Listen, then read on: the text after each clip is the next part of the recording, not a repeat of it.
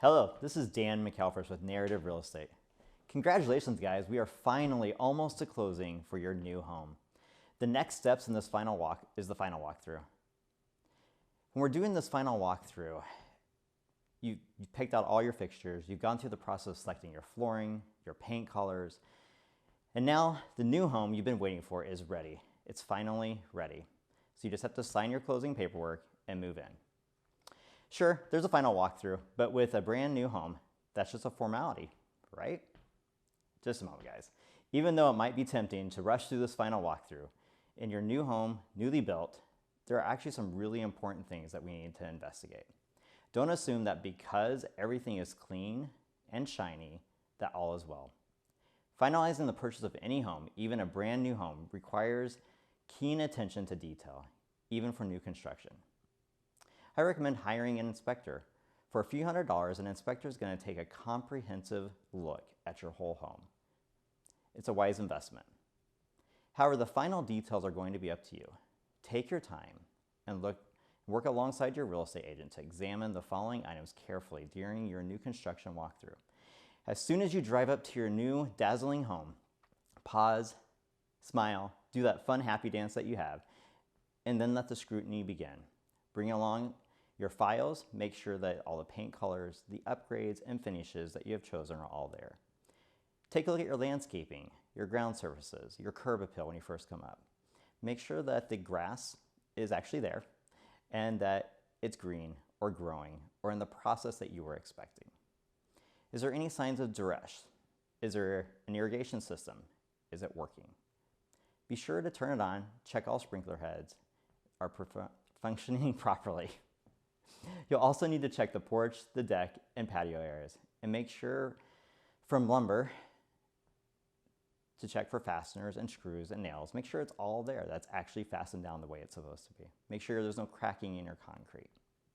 Make sure there's no dips. Check your driveway, make sure it's level, that there's no issues with it, that your front walkway is clear. Check your external surfaces. Next, take some time to look at the actual foundation. Is it good? How is the paint? Is there any bubbling? Is there any challenges? Is the siding in good condition? You want to really scrutinize it and make sure that this house is the one that you were expecting. You aren't able to use binoculars necessarily, but you want to look from the ground and check and make sure that your roof is in good condition, that none of the shingles are cracked, broken, missing, that they're not bending up improperly. You also want to make sure that your gutters are installed properly. Turn on all the outdoor hose spigots, check and make sure the pressure is correct, make sure that it is flowing properly. Watch for drainage issues as well, see how the water flows away from the house. Are there any low spots in the yard that need to be filled? Is there anything near the foundation that would cause you concerns? If you've done anything with the outdoor living, done any add-ons, you want to make sure that they've been done properly as well. If you've added a fire pit, a pergola, a fountain, a pool, an outdoor kitchen, you want to check all the elements, make sure that they are all working correctly. Turn them on, test their functioning for at least 5 minutes. Make sure that you understand the equipment and the maintenance requirements. Next, check your garage. Make sure that your garage and your fixtures are functioning as well. You want to check all your outdoor lights, your fans, or anything else that you have on the exterior of the house. For example, did you pay for a floor coating? Did you pay for custom shelvings? Did you add any security features? Also check for any additional supplies that have been left over from the builder. The garage will be the most likely place to locate those items for the home were chosen from a building model. Ask for leftover supplies to be left if possible. Sometimes they will lead it. It just depends on the builder. In custom builds, all supplies should be yours to keep. Those extra shingles, the half can of paint, may not seem like much now, but leftover supplies can prove to be valuable later when repairs and touch-ups need to be made. For your interior walkthrough inspection, oh, that new house smell as you walk into the door, the new paint smell. It won't be there long, but for now, enjoy it. Enjoy your gorgeous surroundings. Take time during this interior to walk through to catch any and all cosmetic defects. Wait until later and your builder might argue that the scratches on the floor, the dings in the cabinets were the fault of the movers. Exit points in every door and window need to be checked for functionality. Make sure you open them all and close them. Make sure there's no sticking, squeaking, jamming. Check that each exit point locks effectively and that deadbolts have been installed where they're requested.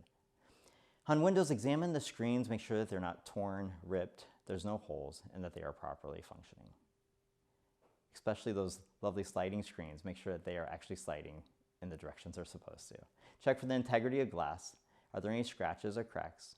Have they been uniformly caulked? Consider bringing a lighter to check for leaks. Watch the flame indication of a breeze. Interior surfaces of your home. Next, move on to inspecting the walls, the ceilings, the floors, and the doors.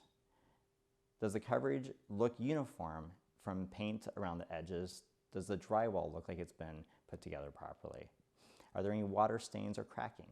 Is there any type of signaling from plumbing that there might be a leak? Check the trim, secure that the caulking looks smooth. Take special care to walk slowly and methodically over the floor. Check the wood and the tile that has been leveled and that the seams and grouts and lines are even. Examine the edge of the flooring. Is it tucked nicely under the trim or are there gaps? On the carpeting, make sure the insulation is tight, that there's no waves or bumps or crinkles. In the kitchen and bath, you'll want to turn on and test every appliance. Yes, that means you'll have to wait a bit for them to warm up and the dishwasher to at least begin a cycle. Take the manuals out. Are the appliances the ones that you ordered? Do you have any dings or scratches? Is the freezer making any weird noises? Is the water from the refrigerator rack working? Does the garbage disposal work? Open all cabinet doors and drawers to make sure that nothing is hindering the function and the hinges don't squeak. Make sure counters are free of scratches and chips and that they've been properly installed.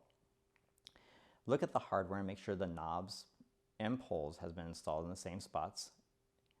Flush the toilets, run the sinks, run the bathtub. Make sure all the faucets and showers are running properly. Make sure they're the ones that you picked out. Check under the sink to ensure the pipes are not leaking. Make sure the drains are draining. Look over the enamel and the tile to make sure that there are no chips or cracks there. Next, it's your electrical system and your HVAC. This can be a big expense, so let's make sure it's all working properly. Bump the thermostat all the way up and all the way down and check that they are heating and cooling properly. Bring a piece of tissue paper to the test that the intakes are pulling air in. Hold a hand up near the vent and check the flow. You'll also want to test the light fixtures and the outlets. Yes, it's a tedious job, but maybe you could pass this to your older children. Also look for GFI outlets, trip them and make sure they're working. There is potential for water exposure in bathrooms, kitchens, garage, and laundry, and there should be one in those areas. Doorbells, intercoms, smart home tech, electric blinds, skylights, security systems, and so on. You want to make sure they are all functioning. The attic and the basement are kind of your final areas. If you can check the attic, make sure that you do. Check the proper installation for flooring and the decking agreed upon. You won't be able to see it all, but check for any indications of roof leaks, duct leaks where you can.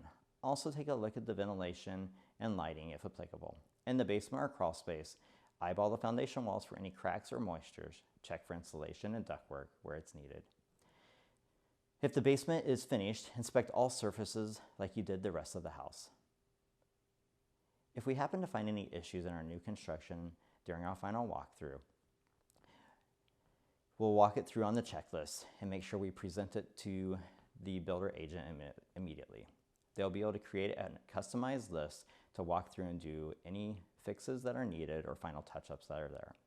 As long as the house is livable and only minor things are needed done, then closing will not be delayed. If there are major issues, however, you'll want to delay closing until the builder addresses those problems. You can also ask the builder to provide a home warranty if they haven't already. A home warranty helps give you the peace of mind knowing that if any issues arise later, they'll be taken care of. Hopefully your new construction walkthrough was a pleasant experience and a success. Look forward to seeing you at closing. Have a great day.